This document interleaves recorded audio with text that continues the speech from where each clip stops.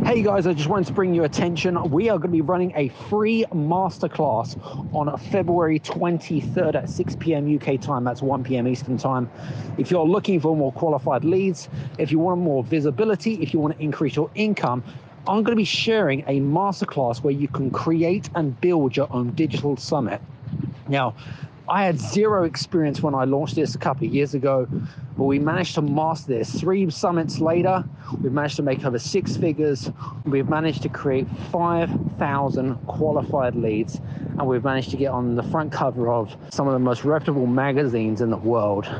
So if you're interested in learning more, click on the link below and join our free masterclass on February 23rd. It's a free masterclass. It's an absolute no-brainer. You got nothing to lose, and hopefully you'll get some great information. See you there. Take care. This is the Game Changers Experience.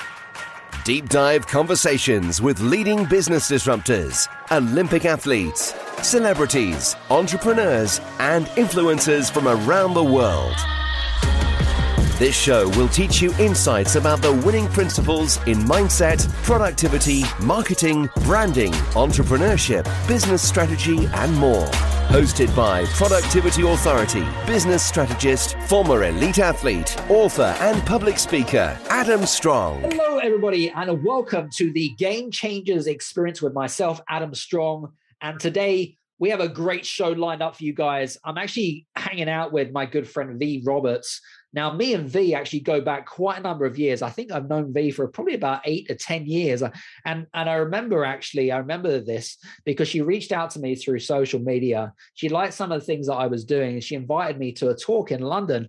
We're going back a long time. I can't remember for no God sense whereabouts in London it was. It was just like some random place where I'd never had any clue to. But anyway, who is she? Well, basically, she actually started off her business with just 100 quid back in 2013. I mean, 100 quid really doesn't get you very far these days. But she's a brand marketing practitioner. She's an author. She's a coach. She's been featured in multiple media outlets, Sky, Metro, BBC London Radio, and that kind of stuff. And she's a really authentic person.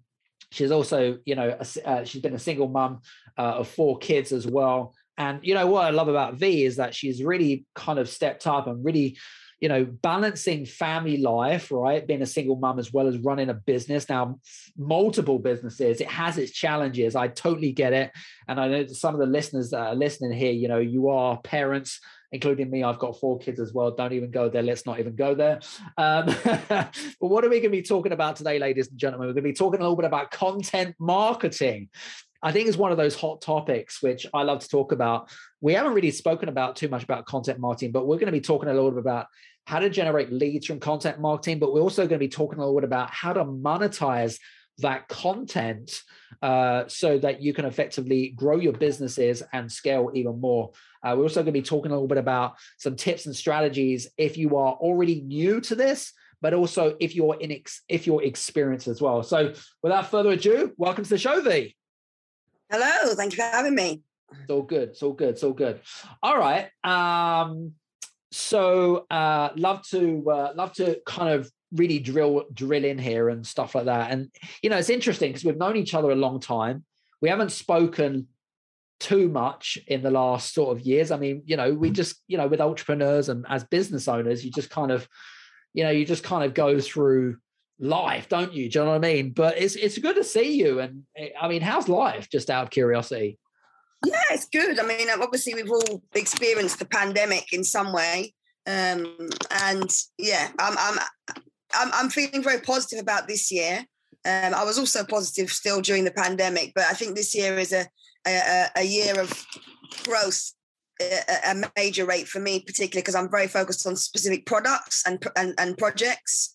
And I've actually removed myself from my international retreat, which I usually do every year, as you probably remember, because of all of the kind of skepticism around whether or not we can travel and travel requirements. So yeah, things have changed, but in a good way, way. Very cool. Very good. Well, listen, I want to really kind of like go into this because I know this is kind of like your playing field around marketing and content marketing and things like that. But let's talk a little bit about that because I want to talk about the basics of content marketing more specifically, you know, and about getting it right, because I know that I used to get it wrong a lot. Do you know what I mean? I used to kind of think, oh, do you know what? If I create one piece of content, you know, I haven't got time to then go create like this piece of content or this piece of content or whatever it is. But I'd just love to kind of really talk about the basic foundations of creating really good content that resonates with the audience and then gets people excited. So I'd love to kind of jump in here. So in terms of like creating really good content, first of all, I would say that it's very important that your listeners are aware content is not the same thing as social media. So content is the audio, content is the speech, content is the radio interview, content is the opportunity that you've got to do a webinar, it's a podcast, it's offline and online. Content is not social media. So social media is the vehicle or the platform in which you deliver content. It's one way of delivering content, but the two are very different. I guess the way to make content sound most sexy is to really describe it as the thing that can help you to build your online and offline community. The way that I've done that myself is by doing podcasts, by doing webinars, by doing interviews. I have a whole load of content that I share online for free via my YouTube channel. So I've used video marketing. I have an email marketing list that I've used to deliver my content. But what's really good about content is that it's really helped to, one, help me get more visible, because the better your content is, the further it's going to go, the more people are going to engage and share and interact. And secondly, it's helped me to build brand credibility because I'm very opinionated. So I use content in a way that can establish my thoughts, if you like, can really put me out there as someone who, when everybody's going left, I have given my reason for going right and I've backed it up with rationale. That makes complete sense. So it's a really great way to build your profile, be visible, and obviously convert people quicker because they know more about you through the content that you share. So they're more likely to buy or inquire. Yeah, because, you know, it's interesting because I'm glad that you brought this up, the whole kind of like benefits of content marketing, because I always felt like when I first got into like the whole kind of creating content, I really couldn't understand like what the point was. Do you understand what I mean? Like what, you know, and what was the kind of, I know this sounds like really left brain type of thing, but it's kind of like, you know, what is my ROI? Like if I've written this article, what's the point to it all? Do you know what I mean? It's, you made a good point. I totally get that. I mean, the thing is, that's a thought process that a lot of entrepreneurs go through. What is the point of me doing a blog post? What's the point of me, you know, having an interview? But it's not just the point of it. It's what is the outcome? Because if you do a blog post, then you share it consistently, or you've got a way to automate it, or you've got a way to, put it in front of lots of people. Then, you know, you can get really good outcomes from that if you're doing it consistently. And it's the same kind of thing for a landing page or a lead page, or, you know, you're trying to get email subscribers. So you get them to sign up for some information.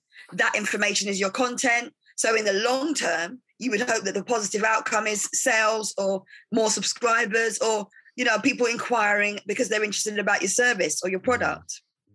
You know, it's an interesting point, actually. And one thing that came to my mind was, you know, and this is how how I convinced myself that content was the right thing to do, was it's basically like a box of assets. Do you know what I mean by that? Like the more assets that you've got, the more valuable you become as a person, but also your business, if that makes sense. Absolutely. And I wouldn't say there's one form of content that is over the other, but I think in terms of consumption of content and also in terms of creating the content, anything that can be done on a mobile phone, you're winning. Yeah, because, you know, most entrepreneurs, we've got our devices out, you know, we're scrolling through the feeds, we're listening, we're on the move. So any content that can be delivered via, you know, audio, video, email, mobile phone, social media is great. And there are many other forms of content, but I definitely feel those are the strongest ones, certainly statistically, showing to be the most strongest ones at the moment. Cool. Very good. So here's an interesting question, actually. One thought that came to my mind was I've created loads of content. I do it on a regular basis. I'm consistent in what I do, but I'm not getting the results. What's some of the reasons why maybe someone is not getting the results that their expectations are being met? One thing, which actually I just posted about, it's clarity. So we don't have clarity in who we're trying to target. So therefore the content is trying to target everybody instead of a specific audience or a specific customer type. The second thing is we're not committed to being consistent. So we might produce content, and as I said just now with the blog post or even with a social media post, we post it once, we give up because we think, oh my goodness, nobody responded, no one's watching my lives. But actually, if you're committed to the cause, then you understand that one piece of content that you've produced could be repeatedly in different ways, in different formats, on different platforms, reshared and repurposed, and really give some very good outcomes. I think one of the biggest challenges I see entrepreneurs having is they churn out lots of new content instead of just focusing on one type of content or one type of offer or one platform. So we're trying to do all things all at once. Yeah. So I would definitely say clarity, understanding why you're doing what you're doing, having an offer that you share consistently, offering value, because if you don't offer value, you won't get the shares, you won't get the visibility. And also having that commitment. So understanding that it's not going to be an overnight success unless you're buying fake followers and stuff like that, which I am totally against. Yeah. Then it is going to be, a bit of a long game, and you've got to be patient and consistent. Yeah. And then it comes. I've got clients that have been working with me for over a year now, one in particular, and she started off in my coaching program, then she did one-to-one with me, then she went back to 6 months with me, and that was all in the space of a year and a half, in all honesty. And she messaged me this week and she said, Vee, I'm completely sold out on my products and services until June this year. So she's been completely booked. And she was getting those results from before, and that's because she was consistent and committed. But she always held on to the fact that if you're patient, whilst you might get some immediate results, which all of my clients do if they listen, the biggest results come after several mini steps that you might have to take to get there. So if that means producing a few blog posts over a long period of time, if that means doing a live once a month, you've got to have that patience and self-belief that actually that content will convert, but you've got to have a magical formula, which I can talk about a bit later if you decide to ask me. But you've got to have that understanding that it won't just convert straight away. There are definitely things that we need to adhere to, if you like, or at least consider to get good outcomes. Some good points there. And I think that we as entrepreneurs and as business owners, especially if we're new to content marketing, right, you have this kind of like expectation, or should we say this kind of like this mindset of like instant gratification, which really pisses me off actually, because, like you'd mentioned about the fact that, you can't just expect one post, one article, whatever it is, and then suddenly it resonates with the whole freaking world and you've got a whole funnel of leads. It just doesn't work like that, does it? Absolutely not. And as I said, it's a long game and people have to really think about the end result. So if you've got, for example, that you might have a course or a summit that you want to promote, you know that your end goal, if you quantify it, might be to have 500 people at your summit or 5,000 people at your summit. You then have to work backwards, almost like reverse engineering, to understand, okay, for me to get people in the summit that want to know about, coaching or fitness training or whatever, I've got to share content that relates to coaching and fitness training so that I can build an online audience that resonates with the messaging, so that when you do eventually over a time start making your offers, they're already ready to buy. They're warm. Yep. That's the bit that people don't really get. They'll put out that post, with their amazing offer, and they haven't even thought about, one, who's in their following, who is already connected to them that might buy, and two, where they are in terms of their buying pattern. Because not everybody's ready to buy straight away, as I'm sure you and I know. Yeah, some people are on pages for months and years before they actually decide that you are the perfect fit for them. It's interesting, isn't it? And I think you mentioned some really important points there, which is especially around the whole kind of like, not everyone is willing to, whether it be invest in, a £7 or $7 offer. They might not be ready for any of that. They might just want to just be a sponge, suck all the great stuff in that you've created. And then when they're ready to then move forward, it'll be their decision. But the fact of the matter is that I guess you built trust over time, which makes it more valuable from your perspective, right?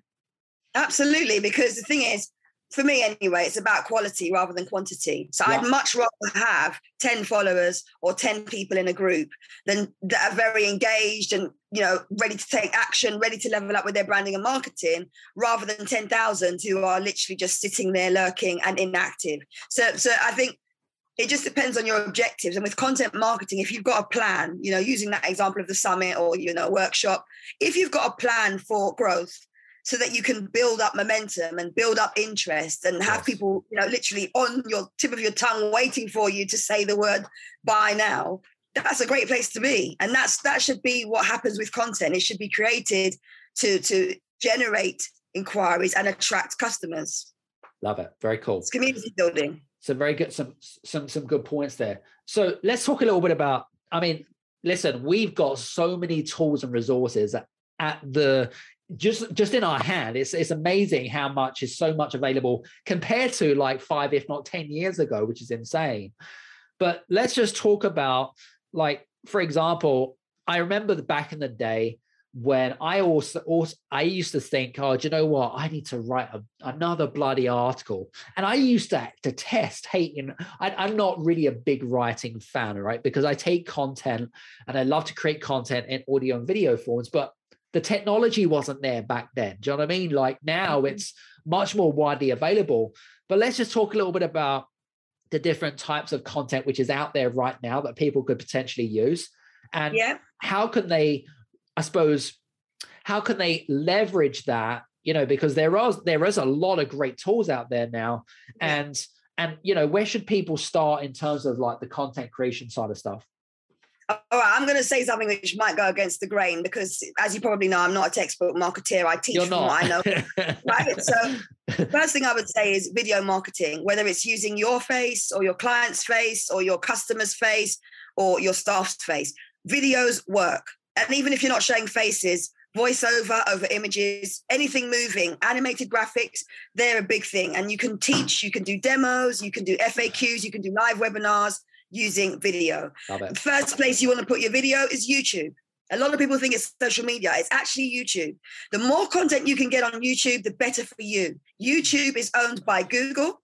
YouTube has now got YouTube Shorts, which are basically enables you to record, 15 to 60 seconds worth of content. So it's basically like Instagram stories. Right. It's basically the same as like a TikTok. In fact, you can upload TikToks and Reels onto YouTube Shorts. Okay, so that's a really big thing for this year, and I'm sure a lot of people are going to catch on to that. Certainly in terms of people who want to monetize their brands. Another really important thing is audio. So if you are not wanting to use video, audio, and you can create audio on platforms that are free. So let's talk about Spotify. Let's talk about iTunes. Let's talk about SoundCloud. Let's talk about Google Play. Right.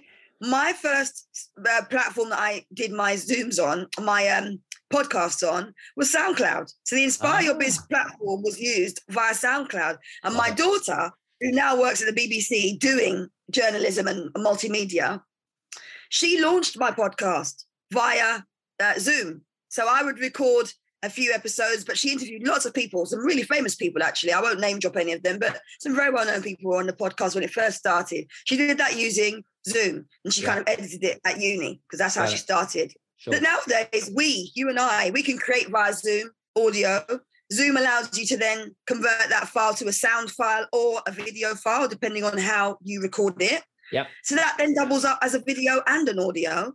And if you've got something like Anchor FM, as in Anchor, Stale, Anchor, Anchor FM will distribute your podcast everywhere for you, except for SoundCloud. But, I think most people want to be on Spotify and iTunes. So if you want to get on that quickly, if you don't want to show your face using video, then go for audio.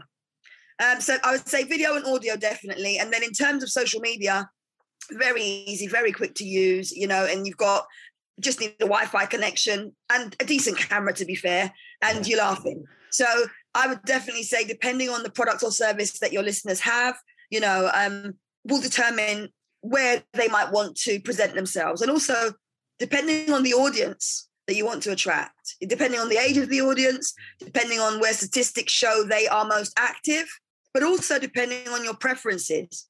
Not everybody wants to be on Instagram and post pictures. Not everybody wants to show their face.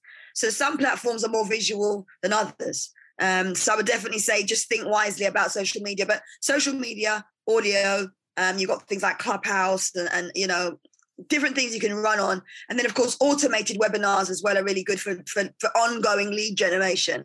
And, landing pages where you exchange information, the ebook, the video series, very good as well in terms of distributing content quickly using automation. So just to wrap up this point, with content, when you're producing content, you can use tools like Hootsuite, Buffer, Later.com, Tailwind, Plannerly. Even within the platforms themselves, you've got within Pinterest, you can schedule within Pinterest. You can schedule within Facebook Business Suite. So all of those things will help you to distribute your content online, right? Yeah. I could go on and on about this, but I'll just keep that brief. Those are the key things: video, audio, online marketing, social media marketing, email, which I didn't say, and of course, making sure you automate and just think through what you do before you rush into using social media. Yeah. And I suppose and I don't know about your opinions about this, but I always thought that email marketing was dead until kind of the last sort of 18 months, but it's not. It's actually switched, because we're in the age of connection, right? Like as human beings, as social animals, we want to feel like we're kind of being looked after, and we kind of want to have this nurturing about us. I mean, in terms of, creating content and stuff, for people that are just creating content, how important is it to make sure that does there need to be a call to action within the content? Tell us more about where does the content need to be, and maybe some ideas about what we need to do to facilitate conversations. Yeah. So first of all, I would say fully integrated marketing involves content, and we'll look at online and offline. Yeah. So email marketing, I'm a big advocate for that. And I think whether you're using Outlook or Gmail or MailerLite or MailChimp or, Acuity, but, Aweber or whatever, just try to coordinate something, because we should be building lists. And some people will be totally against this advice, but here's my advice on this. When I started my business on £100, I didn't have a list. So I did my events, and you're aware because you spoke at one of them. And every event I did, I got people to opt in on paper to become part of a mailing list. And I said that by being part of that mailing list, you may receive communication from me. It would be tips. It might be the next event. It might be a video, the inspiration. And I got a very big mailing list from doing that. And I've never stopped growing that list. So I would say, in terms of building a community, even if you've just got a Facebook group, it's really important to try and have some assets around that. So having email addresses, if someone gives you their email, it's like giving you a phone number. True. And I don't give my phone number to everybody. So for somebody to give you their email at the back end of your website, or on the back of you sending them, if it's a genuine email address, if you've sent them an ebook, for example, and they've exchanged with you, you should use it, because there's a reason why that rich data has been shared with you.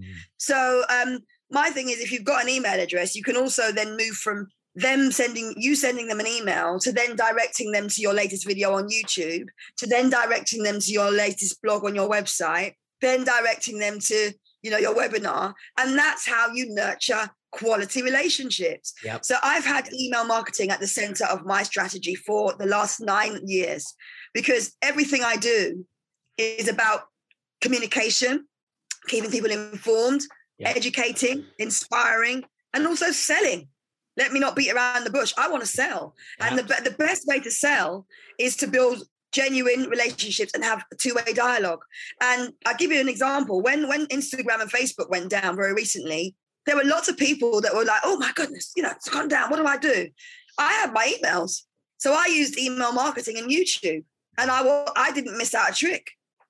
But there are people that don't use email marketing and haven't even thought about setting up YouTube because they're so reliant on certain platforms, so they missed out. So my advice to you or your listeners is, if you can do email, if you've got time, send an email. I've had clients that have sent one email on Independence Day in the USA, generated £4,000, which was a big deal for them at the time, in less than 24 hours. Nice. And I've got the testimonies to prove it. Today even, I had a client message the community that I coach in to say she sent her first email only offer, and she made a sale within less than an hour. She's like, wow, so it does work. And I sell a lot through emails. I actually wake up a lot of people that I didn't even know were in my email list when I say the right thing. This is the thing. It's a long game, isn't it? Absolutely. It's interesting. In fact, let me ask you a quick question. If we're doing email marketing, what would you say the minimum amount of contacts you should contact your list? Would it be like fortnightly? Would it be monthly? What's your thoughts on this? Any thoughts?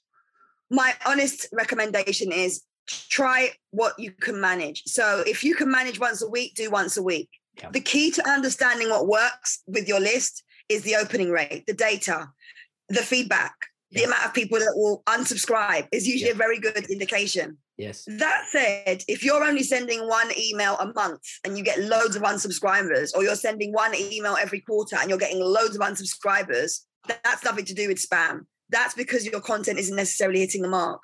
Yeah. So it's a mixture, I believe, of great content and timing. And again, the timing piece relates to who is in your list. True. So again, if you've got that summit or your workshop, make sure your content relates to themes that will be looked at in your summit or your workshop, so that when you make that, request for, buy now, 8 weeks down the line, they're ready to buy because you've already warmed them up in the emails. For real. But statistics will show a lot. It's interesting. I read an article recently, and I didn't know, I when I read it, I wasn't so surprised, but the article read that most people lose at least 20% of their list because of timing, because of not hitting the mark. How do you do you believe in that? Do you kind of believe in that statistics, and what's your thoughts about that? Well, first of all, I would want to know where the source came from for that. But if it's a genuine source, I would find that definitely, credible. And I'm sure it has come from a good place. What I would say with stats is that we need to be just mindful that it depends on industry. And again, it depends on who's in your list. True. But my thing is, if you lose subscribers, it's actually a good thing because you want clean data. You want people in the list who actually want to receive your information. So if you have, 2,000 people in your list and 200 or 300 drop off over 12 months, doesn't matter. Just communicate to the 800 or 700 that want to hear from you. True. True. I love that. Some very good points there. Very cool. Let's talk a little bit about repurposing content, because I know that it's an interesting subject from my perspective. You've got one piece of content, you're thinking, oh my God, I've got to create all these other pieces of content. How do we repurpose content? What do you advise some of your clients to do? Well, I also run a social media management agency, so I can advise based on what I know works. So the first thing is, if you have a client or if you yourself are, stuck for time, if you've got videos, you can chop them up. So one video that might be a minute long could be chopped into several 15-second videos, okay? But the trick is, when you record the video, you allow space in between things that you say so that you can very easily edit the video with a tool like YouTube Studio Creator, or an editing tool like InShot, as an example. So video content could be shortened further to become a YouTube short, to become a TikTok, to become a reel. Also, you can repurpose from reels to TikTok, remove the logo. That's debatable at the moment, but lots of things you can do with video marketing. If you write a lot, then what you're writing can be put into pretty pictures and infographics, which is basically like data and images that look fancy. If you want to write an article that you might want to then repurpose into an audio, you can do that too. And there are lots of different platforms to do that with. We're talking now, aren't we, on an audio? We've got an audio going on. You can extract something useful that I might say on this particular audio and put it into, a soundgram. A sonogram, whatever it's called. No, it's not a sonogram. That's a health thing, isn't it? Soundbite. That's it, a soundbite. My brain, I need some more coffee. So the graphic that's got like the sound wave, and there's not actually you can't see the person talking, but it's an image, it's a graphic, it's a soundbite. So you can do that. And I think the biggest thing is, if you do blog posts or you write articles, that's a good starting point. Because even if you just vlog instead of blog, you can extract a lot from what you say in a video. You can also extract a lot from what you might say in a blog. So then that can be pulled out into, statistics, as I said, infographics, more videos, shorter videos. It's endless, really. Very cool. All right, very good. Now, I want to talk a little bit about, because we can have a diversity of different listeners from around the world. Some people are more experienced with content marketing. Others are not so experienced. So let's deal with the inexperienced people. If okay, Vee, you've convinced me, okay, I need to do some more content marketing, but I haven't got a clue where to start. What's your best advice? That's a good question. Our starting point would be, what's your objectives? So if you're online or offline, what do you want to achieve? What do you want your content to actually do? Do you want to just be providing information? Do you want to grow a list? Do you want to make sales? What's your end goal? Yep. Secondly, who's your audience? So who are you producing that content for?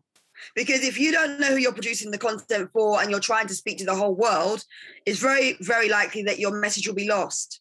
All right. The third thing is, what are you saying? So in the content, you need consistency. Your message needs to be clear. If you're making an offer, it needs to be repetitive. Yeah, you need to have a strong message and you need to clearly communicate the benefits and features. And then also you really want to be thinking about how you're going to track what you're doing, the success of what you're doing. So yes, you might churn out, 10 posts a year, but how are they performing? I recently spoke to a lovely lady. She's got a very, thriving business.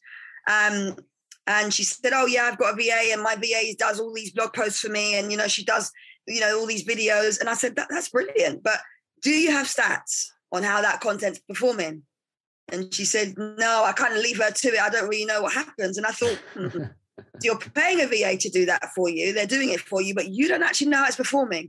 So my other final point for a beginner would be, make sure that you are holding yourself accountable, looking at your data, tracking your success. So you've got clear, quantifiable objectives from the start. Going back to that example of the summit, if you want 60 bums on seats, how are you going to do that? How many posts do you need to do? How many people do you want to sign up? How many of those people do you want to then convert? And so on. Yeah. Some good points there. I love it. Very cool. And I think I love the point about the numbers and the stats and statistics. So I think analytics, what gets managed gets measured, ladies and gentlemen. Yes. All right. What about, okay, so I'm an experienced content creator, right? And listen, this is nothing new, right? The information that you're telling me is nothing new, but I really want to up my level. I really want to up my game. What are some of the things that you would advise for someone that is already creating content and done it for a little bit of a time, maybe not getting the results that they want to expect? What do you do in terms of making advising them about reassessing, where they're at, and things like that? What's your tips and advice there? So someone that creates a lot of content, the first thing I'd be saying is review what's been working well and what hasn't been working well. Anything that hasn't been working well, park it up or tweak it a little bit. Anything that has been doing well for you, do more of. So look at smarter ways of doing that. So if, for example, you've got a landing page and you've had a really high, conversion on that landing page, produce more like that. Or look at actually doing more via automation or paid advertising. I think a lot of people stick with the organic route for a very long time. I'm one of them. And, and then we realize, actually, no, I need to be doing a little bit more. So I think for those people, if you're like me, you have to make a decision on when you need to level up next. So this is why it's important to have the boundaries with yourself in terms of what you're expecting to achieve and then what you're going to do when you've achieved that. Because we all know, right? When you've hit that success marker that you gave yourself, you then got another success marker, hopefully, if you're ambitious, that you want to achieve. So that's what I would suggest. Think about your wins, think about things you haven't done so well and make a decision on what to focus on next, and then consider what you can automate or what you can do as paid marketing and advertising, etc., to reach even wider audience. Very cool. And I like the whole point about the systemization, because I think that's where a lot of people fail, is systemizing and automating their business. And because you could just take out so much stress away from you if you did all these things. But it's some good points. I want to talk a little bit about overwhelm, because I'm sure that you get a lot of your clients that come to me and say, Vee, this is great and I love it, it's fantastic, but oh my God, I don't have any time on my hands. I've got kids, I've got a husband to please or a wife to please or whatever it is. Like, how do you deal with, I'm not going to call whingy, bitchy people that just consistently complain and make excuses, but how do you advise them about overwhelm? Well, the thing is, when clients come to me, if they're overwhelmed, that gets eradicated immediately, because I'm someone that talks about flow and understanding your purpose. And without that sounding woo-woo, what that means to my clients when they work with me is they work at their own pace so that they can achieve the goals they want to achieve. Yeah. They're not worried about what anyone else is doing. They're not worried about, she's selling more than me, he's more visible than me. They're doing what they need to do to get the outcomes that they want. Yeah. So often that means that we have to look at our availability. When are we available to get things done? Sometimes that might mean you block out time in your diary. So you may actually say, okay, Sunday evenings or, Monday mornings, first thing, 2 hours, I'm going to produce some content. And you might also do things like batch create content, save loads of images in a library, or pre-record lots of audios as an example. But you've got to have systems and processes in place in order to reduce overwhelm. Understand your priorities, make sure that you're very clear on what those priorities are, then write an action plan, deliver that action plan, and then track your success. That's how you reduce overwhelm. It's just to get very clear on what you're doing and have a system that works for you, not on anyone else's terms. Love it. So very good. Some really good points there. I think you've made, and I won't, because this is like, for me, this is like, content marketing 101 type of thing, rather than kind of like a distinction between social media and content, which are two completely different subjects, by the way. Absolutely. And the other thing is, as well as, I don't know if you get clients this with this kind of vanity metrics, which I absolutely detest. Yes. Does that fall into the same category of like content, or is that kind of more guided towards like, and again, it's a mindset more than anything else, but what's your thoughts on that? All right, I'm going to be, again, a bit political with this, but I do not admire anyone who buys likes, buys followers, buys comments, does, follow loops, like for that. Because at the end of the day, that's to do with ego. I call that ego metrics. Just today, I saw a very well-known influencer post something, and within 33 minutes of posting, the individual had over 580 likes. Now, it doesn't bother me, but I was a little bit bored. I was having a bit of a chicken wrap, and I thought, let me have a look at this, because this person's positioning themselves as someone who knows their stuff when it comes to marketing. And obviously part of marketing is visibility. And so content is very relevant to visibility, because that should be one of the main objectives. So if we think about it as visibility, if someone comes to your page and sees that you've got, 580 likes within 32 minutes, yeah, that looks amazing. Of course, you're leading in the market. Now, when I clicked on likes, I didn't bother to scroll down all of them, but let's just say a lot of those likers were non-existent accounts, people that had names like 865FBGC, right? Silhouettes, people with blocked profiles, they bought likes. Yeah. So for me, vanity metrics don't do anything other than swell the ego. And I think this is why we need to tread carefully when we are creating content, to be authentic, remain true to who we are, and remember that whether you've got 10 followers or 10,000, you can still monetize your brand. Yeah. You can still make money in your business. It's true. Right? It's true. And, it's interesting as well. And I'm glad we brought this point up, because, most people aren't stupid, especially now, because people want authenticity, right? They want that, you talk about the fact that, you're outspoken and opinionated. Guess what? People resonate with that opinionated. Yeah. It's the same for me, right? But not everyone is going to, but we're not going to cater towards everyone and everyone. We're not going to please everyone. We don't want to please everyone. Exactly. And I think that is a lot of things that you have to really, like, ladies and gents, that's one thing that that me and Vee really kind of see eye to eye on, which is really, really important.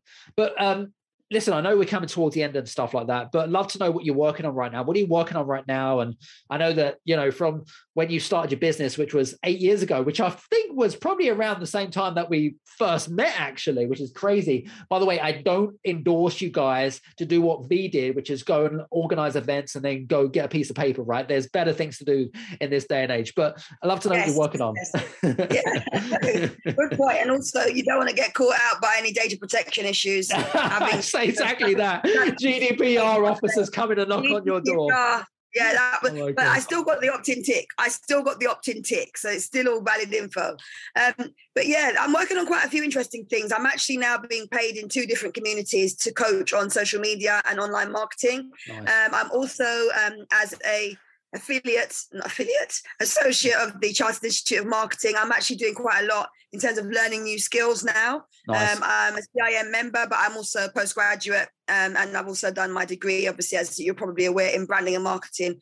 So some of the key projects I'm working on now are around specific projects for clients. So I do done for you services and done with you coaching services. So some of my really interesting projects are in collaboration with other people. I've got a really big customer service collaboration that's coming up to do with a book launching and a big survey. I've got a really big festival coming up that I'm part of. And, you know, there's a lot of events that I've been booked to speak at between now and August next year. So some exciting, August this year. So some exciting times ahead. Yeah, and then I've got my retreat that I'm organising for 2023. Fantastic. Which will be amazing. Because I know that you did a lot of retreats in, is it Antigua or the Caribbean? Yeah. Right?